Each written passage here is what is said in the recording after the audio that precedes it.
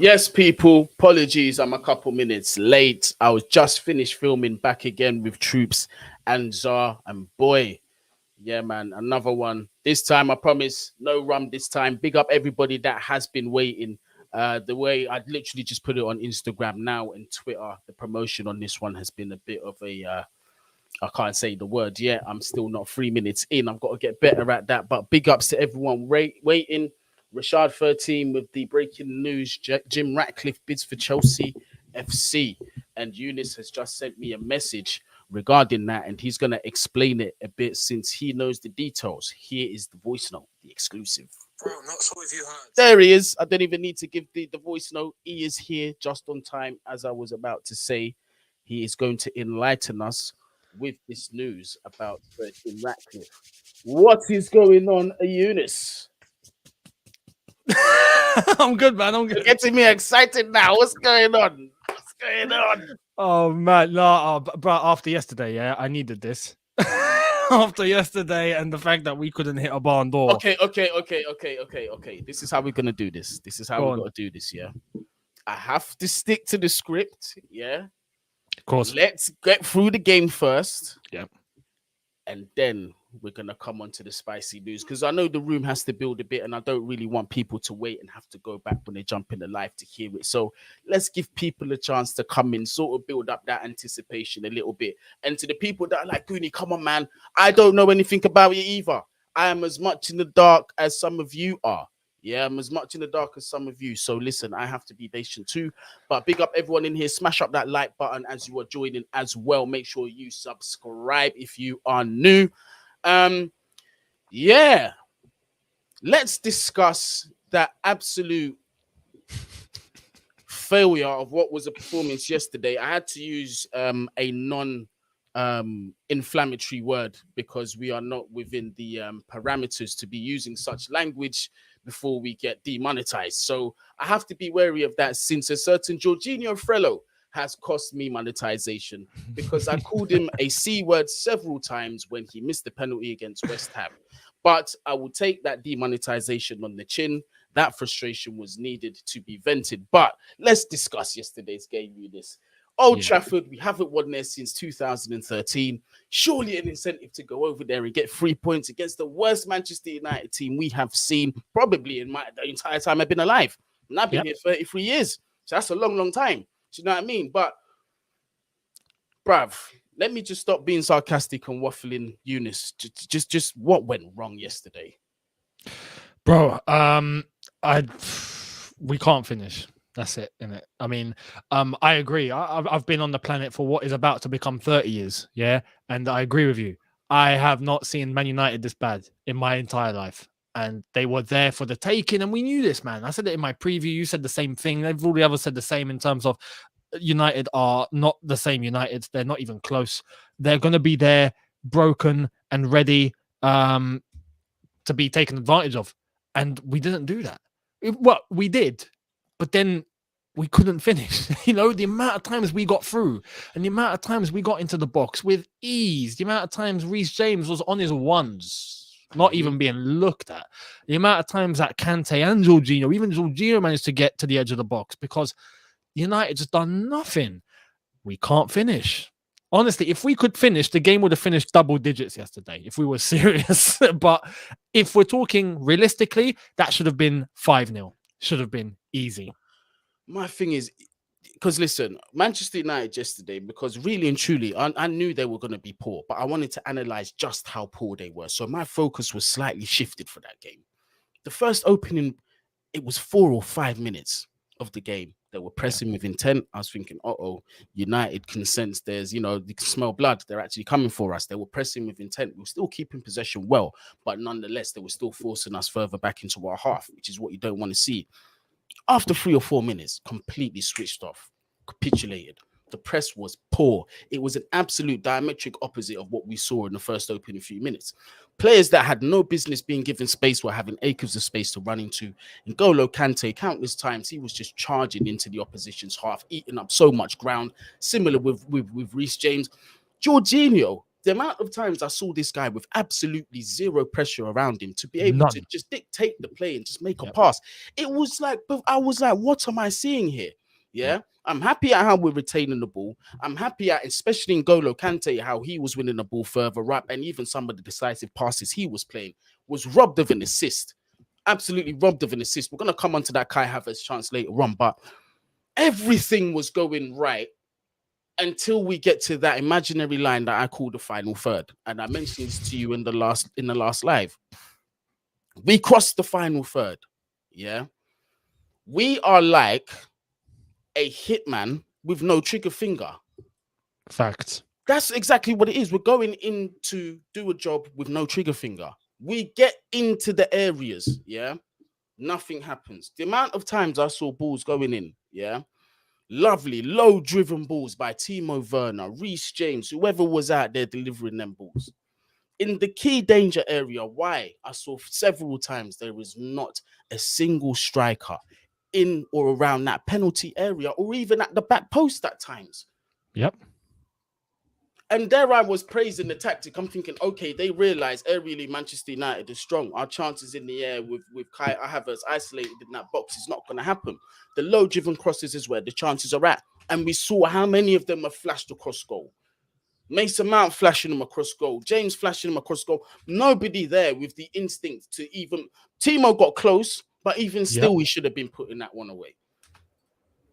But how is it? But at this stage, right, I'm looking at it from two perspectives here. Is there something going on with the coaching that players are discouraged to go into the box with numbers and attack key areas? I highly doubt that. Or is it lack of confidence or lack of instinct to know where to be when players are receiving the ball? Because even when it comes down to the opportunity to counter, yeah, we can win the ball in our half. When you look at a Manchester City or a Liverpool team, look how quickly, when they realize their player has stolen possession and got the ball, look how quickly they are far up the field. Immediately, it's a 4-on-2, 4-on-3, 3-on-2, whatever it is, and the team is done. We take so long to transition up the field. We allow players to get back into their position and defend. Younes, what's going on? Countless times, but even yesterday, the amount of times that we ended up 3v2, 4v2. At one time we had a 5v3. Yeah. I'm just like, this is on the plate. And I automatically thought, like, oh man, if this was Salah and Mane and Luis Diaz and all them lot, it's a goal. It's got a goal written on it. And with us, like, there was one opportunity. I forgot who was driving it into the box. I think it was Kai Havertz, and he had the option to go left, I think, to Timo. Yeah, Kante was on the left, and I can't remember who was on the other side. It might have been Werner or somebody. And he decided to go right and then just stop the action when he could have just gone left. No, he went left. He went left. He opted for... I'm thinking of something else then. I'm thinking of something else. I must have another one. Then, yeah. It's another opportunity. This is the problem. We're making tons of wrong decisions when they're clear as crystal right there. And I don't know if there's no communication or if they're hesitating, but we had chances, blatant, outnumbered their defense on that transition. It's got a goal written all over it. We can't score. Normally we putting those to bed. If it was a training session, I guarantee they probably would have put it to bed. Like, I don't understand. And this is a thing that it's been an issue at Chelsea for some time. If we're talking about not being able to score, with chances, it's not. This is the thing. Like yesterday, some people were talking about tactics, and we had 21 shots. We had countless chances. We had sitters. That's got nothing to do with tactic at that point. It's got nothing. No. You could play with a back six. You could play with a back two. If you've got a striker or whoever, an attacking player who's in the box and he has a chance to put the ball in the net, that's got nothing to do with tactics. That's down to that player. And it's not just one player. It's multiple players yesterday who just couldn't finish their dinner. And as I've said, this goes back to post Diego Costa. Yes. From Morata till now. Yeah. I don't know what's going on. I don't know if someone's cursed us or something's happened, but we can't score. Now looking back on it, when we use our hindsight, we actually had a grace period of Tammy Abraham, who would have been putting away chances, and now he's over at Roma. But no point crying over spilled milk. But even Tammy, even when Tammy was here, yeah, he was banging in. I mean, to be fair, his ratio compared to some of the others, cool. That's But it what I still mean. wasn't high I'm enough. not saying, yeah, I'm not saying he was the answer. Absolutely not. I'm not saying that. But I'm now not. he's gone to Rome. When he's gone to Roma, Mhm. he's doing But well. Now, this, obviously, but this does reflect something, though, Younes. Selling Giroud was criminal, absolutely criminal. Now that we look back on it and we had no replacement, that was the most criminal thing we could have done. Giroud, I'm telling you right now, yeah, if he was Giroud there, in this team, if he had stayed one more season, third would have been comfortable by now. I'm not saying we would have been higher than third. That's not what I'm saying. But I'm talking, we right now we're talking a comfortable 8-9 point gap minimum with that game in hand. Yeah, that's what we miss. That's what costs us. And listen, yesterday, the whole time I was doing this watch along, in my mind, it really just occurred to me that the two most clinical players on the pitch right now are our wing backs. That is, again, that's what the over reliance on our wing backs is outrageous. It's outrageous, man. And this is why it's gone back to the whole thing of if Chilwell was still in the team, we'd be performing. It shouldn't be like Shouldn't be that, It shouldn't be like that, man. It should, like in yesterday's review, I made this point and I was like, do you see Liverpool relying on Trent and Robertson to get them goals week in, week out? Do you see Man City relying on Cancelo and Kyle Walker to get them goals week in, week out? No, they go and they help. Sometimes they do score, but they're not the ones that are relied upon. It's their front men that are relied upon and they get the job done. Or it's the way that the team move and then they score. We have this obsession, and now it's not just an obsession. We just have our wing backs that just score goals for us, and fair play to them because at least we have a couple of players that are there when we need to score something. Yeah. But it's outrageous. Like Reece James yesterday, phenomenal. Even though Alex Telles should be sent, I don't know, I said Chelsea should be prisoned yesterday for what happened. I think Alex Telles should be prisoned for that defending. That was criminal. But Reece James was stellar. It shouldn't be like that. We should have everyone doing their job and have a Reece James or a Chilwell or an Alonso doing their job on top of that, and then we'd be complete. Mad. Here's the thing. You see, I will say about that Reece James chance as well. You see why I'm disappointed? Because some might say, yo, you're harsh. It was on his weaker left foot. But I might be speculating here, but I just feel the way he approached the ball, he wasn't entirely confident hitting it. I felt that if he had put that, because sometimes it's psychological. I think if he approached that and didn't stutter and hit it the way he, with confidence, that was going in. Because if you watch again, there was slight hesitance when there didn't need to be. That's what I noticed. So with that, I'll say, but even still, like you cannot rely on him. But what a player Reece James is. It just goes to bruv. I've been saying from Wigan days, that boy there, he's the crown jewel of the academy, and we're gonna see it. Yeah, we haven't seen, because this is the thing, is that we've seen some of Reece James, but when Reece starts to play with flair and that freedom and with players alongside his wavelength, you're gonna see an absolute maestro. And he's still developing. Yeah, you're gonna see an absolute maestro. You're seeing it in the making now, but I cannot wait. And if we develop this team properly, I cannot wait. But look, we've got to give some compliments to Cristiano Ronaldo, the 37-year-old, still putting in these numbers in the Premier League, regardless of what anybody says. This man is an elite goal scorer, 100%. And he gave us a lesson in football yesterday. Do you know what that was, Younes? One chance, one goal. Oh man, if we had Ronaldo, oh my god, it'd be a wrap. If anyone wants to ask what did Chelsea need, look at that example. Yeah. One chance, one goal, and that was not an easy opportunity to score. No, it wasn't. It wasn't. It was one lapse in concentration, and it was again immediately after scoring. Seems to be a Chelsea thing. But Ronaldo gets one bit of space, top bins. Again, it's disappointed again, because if you look at Azpilicueta, switched off completely. Caught ball watching, absolutely caught ball watching, because it was him that kept Ronaldo one side. All he had to do, I expect that mistake from a Trevor, from a Malang Sarr. Yeah. From just not looking left and scanning what's around him. He played him on side. Ronaldo couldn't even believe it. Watch him when he receives the ball and he couldn't believe it. Yeah, the fact that the flag didn't go up. Yeah. It was a gift. And again, you see what I'm saying? When it comes to these quote unquote big teams or the teams with the big names, what do we keep doing? Individual errors FC. And full on charity. Yeah, because United, in the balance of play, United didn't deserve to get nothing out of it, but technically they Nothing did. at all. And this is what I said Nothing all at all. game. This is what I Yeah. said all game. I said on the balance of things, the way I see things with Chelsea and even the way Manchester United are now, they have one player that can produce in less than 10 seconds a devastating effect. And that's Cristiano Ronaldo. And you can never, ever ignore that option because they're going to get a sniff on goal once at Old Trafford. And if it's Ronaldo onside, you're fucked. There's no two ways about it. That's exactly what it is. Me, you see, when I saw him receive the ball, I looked straight at the linesman. In my head, I Me said, if too. he's onside, we're done out here. Yeah, it's How true. nice must it be to have a striker to know that once your man is in behind that defense, it's over for everybody. Even Celebrations.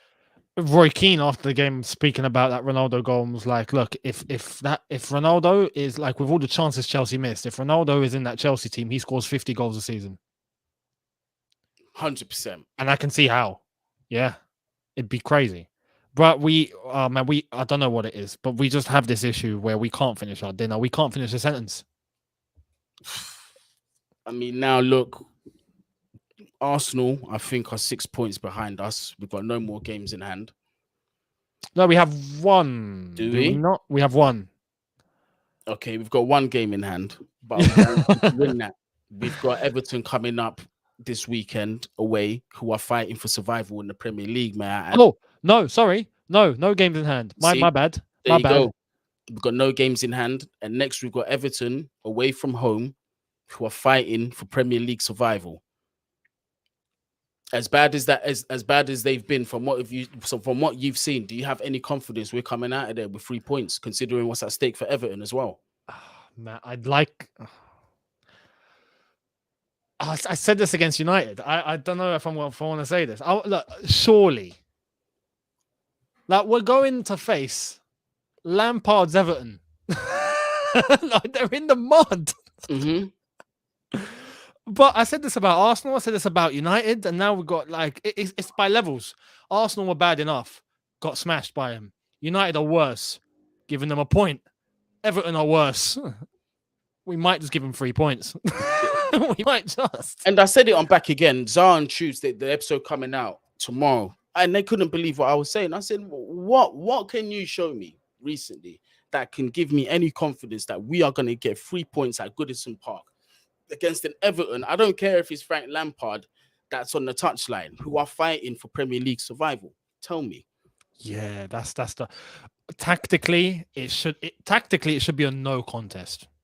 If I'm being real, it should be a no contest. I think Tuchel outbrains Lampard every day of the week, with all due respect to Lamps.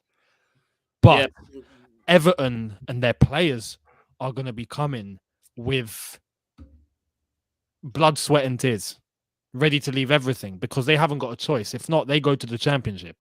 They still have time to survive. They're playing survival. We're not, and that's what scares me because Everton might not have the ball, much like they didn't against Liverpool. They had 18% possession. They almost, especially with Gordon and the chance and maybe the penalty, they almost managed to get something from that. And that's Liverpool at Anfield. Yep. You know, they're playing us. There's definitely a possibility for Everton to get a result here. Definitely a possibility. And it's up to us.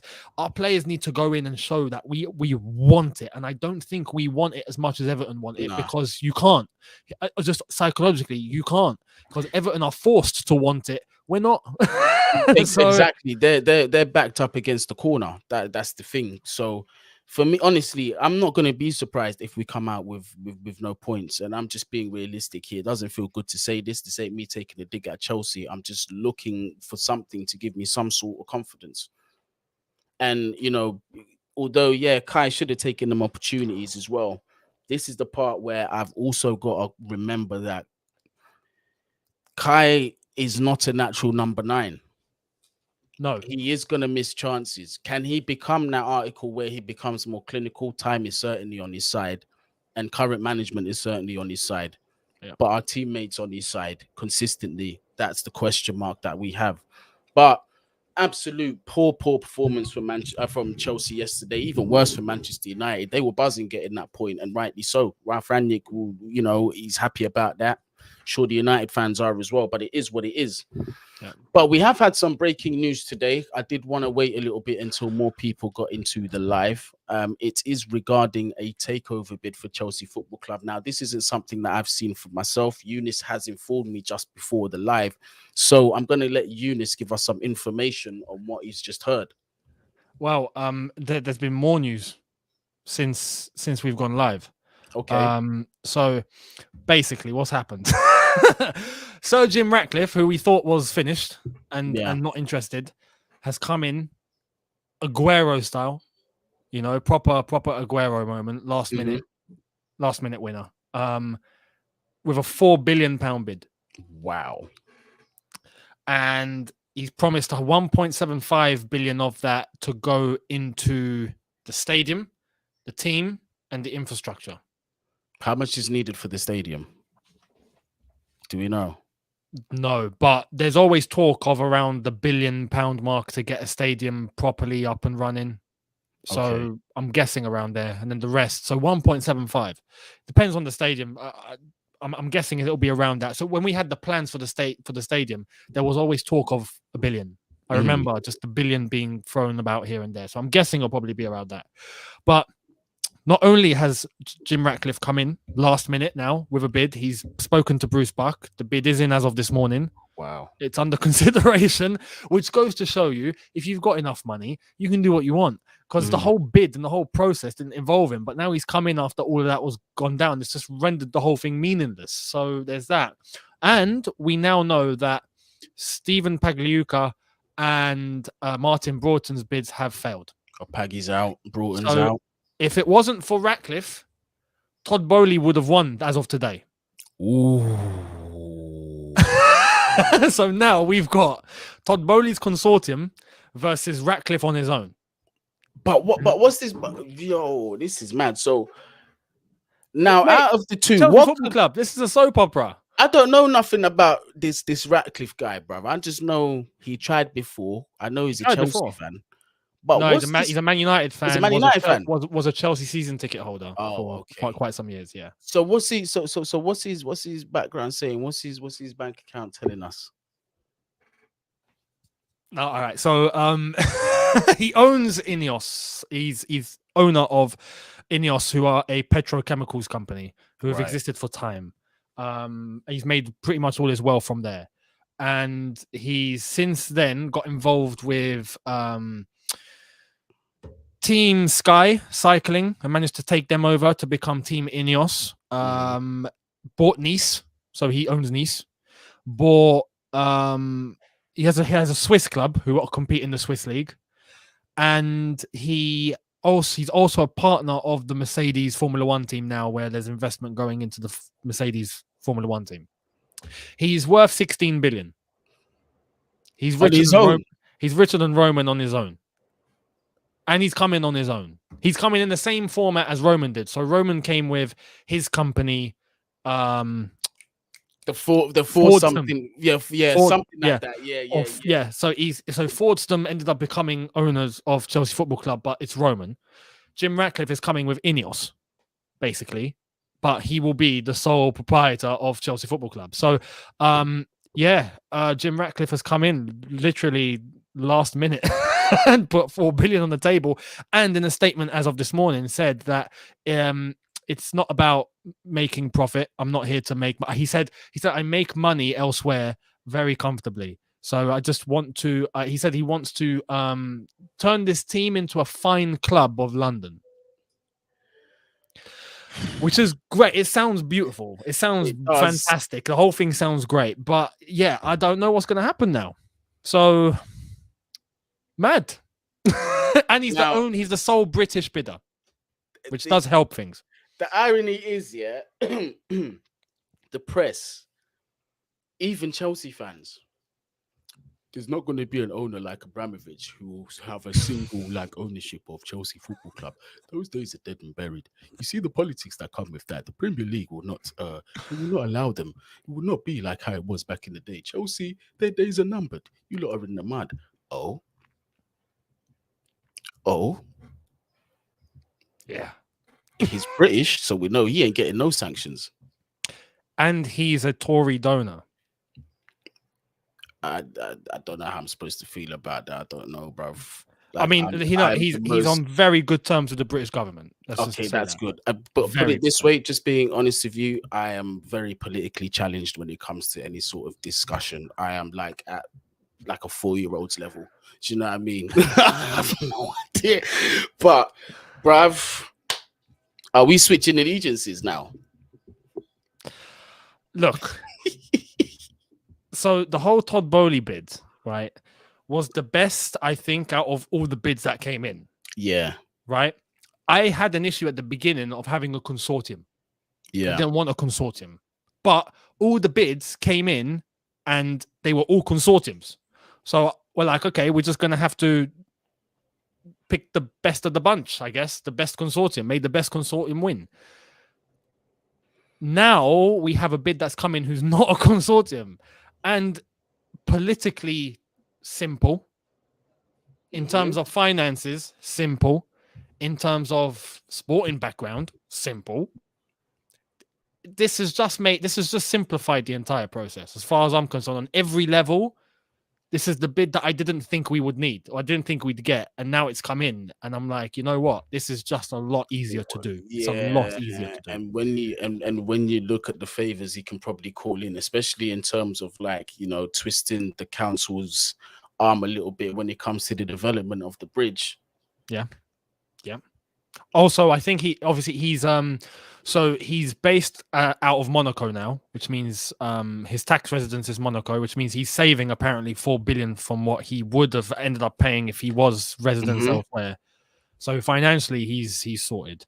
But yeah, it simplifies the whole process. It brings us back to the point of having one voice, having one owner. Yeah. And if he were to come in, it'll be his decision to look at the entire structure, who's in place, Marina, check, all of that, and be like, I can decide if I want to keep all this in place or if I want to change something, or it'll be one guy with Todd Bowley and everyone. It's a consortium. Despite Todd Bowley being the main voice, it's a consortium. It's getting everyone around the table and having to have a vote on it or something. Like, we can just eliminate that if Jim were to get it. So just go like Jim. We could look, theoretically, we could end up in a better position than we were even under Roman. Facts. This is what I'm trying to say, bruv. This is what I'm thinking in my mind. Because for me, I didn't know nothing about Jim Ratcliffe. I just knew that he wanted Chelsea before, weren't going to get it. I was telling him to F off to Nice, and he did do that. And now he's back. And now I'm hearing this man individual is richer than Roman, and he's British. And the reason why I throw in British is not because I'm on this nationalist thing. It's because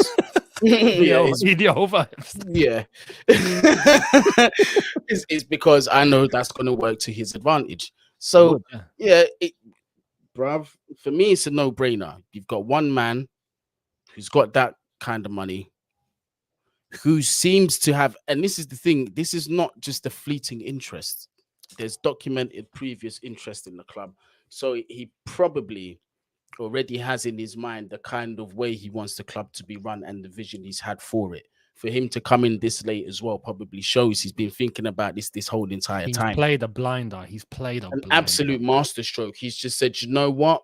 Let me see. Let's sift the serious from the non-serious, the chaff from the wheat, as they say. Yeah. And then we'll see who's standing and whether it's worth putting in the shout. Because really and truly, you know, if it was like, there was always the possibility of, you know, someone from Qatar and say, yes, I take this for, you know, it's 5 billion and you cannot compete with me, you know, that kind of thing. But then he saw, there's none of that. Here we go. We're straight in. Jim Ratcliffe is 69 in 10 years' time. So he's a very young billionaire as well. Yeah.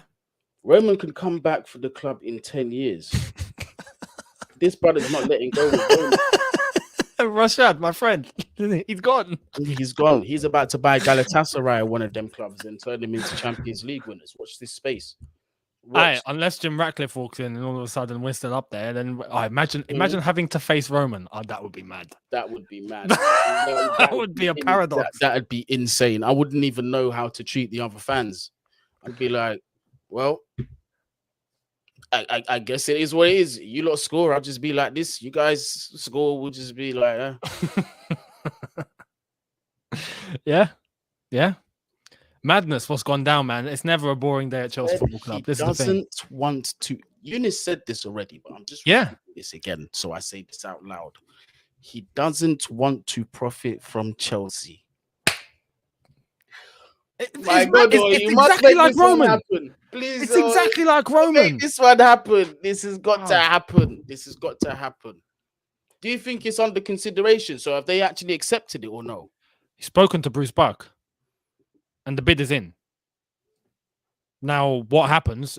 We'll wait and see. But if there was ever going to be a bid that comes in and disrupts the whole process, it would be this. So we'll wait and see. We'll wait and see. Bruv, Jaden's saying apparently Bowley's still being confirmed as the preferred bidder. Let's see. I mean, he's not a bad option either. Do you know what I mean? He's not. But I think this whole thing now will be dragged out. There won't be a decision made. We were meant to get a decision today. We were meant to have a decision like Bowley, okay, he's won. You can't make a decision in 20 minutes with a new £4 billion offer on the table. You just can't. That's what he said, yeah. Hey, bruv. That's his word for word. Rainbank, even Boris Johnson, I step in on this one. Just glue your toupee on and make an announcement, fam. Yeah, make a 7 o'clock. Yeah, make a 7 o'clock breaking news announcement. You know, when the TVs and everything goes off, this is not a test. Please. One of those ones. Yeah, and just announce that Jim, make him be the preferred owner, bruv. But yeah, no, honestly, like the only other thing is that it does make this process longer and time isn't really on our side. We're starting to see Liverpool starting to flex their muscles a little bit in the transfer market. Manchester City doing the same as well. Real Madrid also getting active, and we should be one of those names in there. But that's my only concern in this. But clearly, this is the thing. Clearly, this Jim Ratcliffe fella must have the credentials to be able to make this process move as quickly as possible. He's probably got everything put in place already to say, yeah, exactly. So I just hope Rainbank, they don't long this one out. British government don't long it out. Well, if Jim has spoken to the British government already, then that's a bonus. He's friends with them. Yeah, do you know what I mean? Got them in their back pocket and all that. Let's see. This is one where I wouldn't mind if he bought the club. And if he's seriously talking about not making profit from Chelsea Football Club, then that's an absolute bonus. I'd love that. But Younes, how much time do you have left? Not much. Got another 5 minutes or so, I reckon. Not much time. So that's where we are on the situation right now with the takeover bid. If any more news on that comes out, obviously we'll be reporting it to you. You guys keep an eye on either my channel or Younes's channel, or even keep an eye out here where we'll both be discussing it. Either way, just make sure you're subscribed to both channels. Let us know as well in the comments what you think about Jim Ratcliffe's potential last minute takeover still, whether he is now your new preferred bidder or you're still backing Todd Bowley. We want to know. Personally, my opinion is I don't think Todd Bowley is a bad choice either. But this new information I've got on Jim Ratcliffe, obviously I'm going to do my own personal research later on. It sounds like an opportunity that we must take seriously for me to say at this time before I know more about the guy. But Younes, just before we leave, let the people know what you've got coming up. I see that you've already uploaded something before you've come here on the channel, so just let the people know your schedule. Yeah, so that's the video for the day done. So basically, the video's out on the whole Jim Ratcliffe thing as the news broke. If there's anything that we hear later, I'll see if I can obviously add on to it. But from tomorrow, preview for the Everton versus Chelsea game, Tuchel versus Lampard. And then watch along and all that on the Sunday.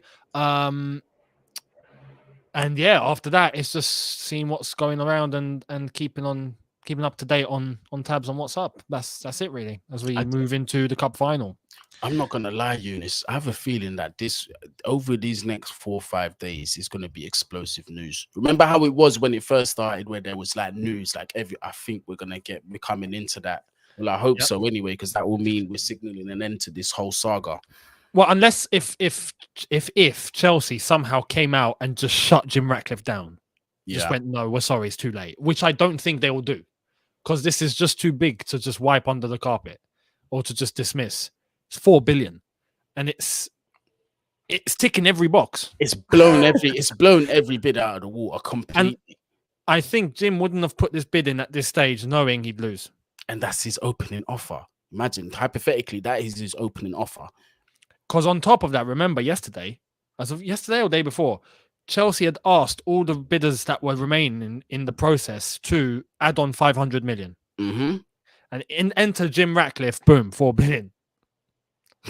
It's insane. So yeah, we'll see what happens. We'll see what happens. But I think the next few days, starting from tomorrow, is going to be mental. It is. And this, I must say, this ticks a massive box for me right here. It is, yeah. Well, at least he was going to games. Yeah, but you know, this is gonna, once he owns this club, he's gonna be back 100%. It's gonna be weird seeing him in Abramovich's old seat, but if it's the best for the club, we've got to accept it. We've got to move forward. But big up yourself, Younes. Thank you very much for coming on the channel. Appreciate that. We'll probably collab at some point again during next week or something. I'm always shouting you for a collab anyway. So but yeah, man, big up everybody that's in the chat. Do me a favor, smash up that like button as well if you're still in here, and also subscribe to the channel if you are new. We're on the road to 10k, but we gotta get to 8 first. So help me get to 8k. We're on like 7.6 now, so help us get to 8k. Baby steps to 10k. We're almost there, people. But big up everybody wherever you are. Whoa, J Don saying Bowley has won. But yeah, we're gonna do some more research on this. Look out for the video. I might do a video later on if breaking news comes out. So watch out for that on both channels. So wherever you are, whatever you're doing, please make sure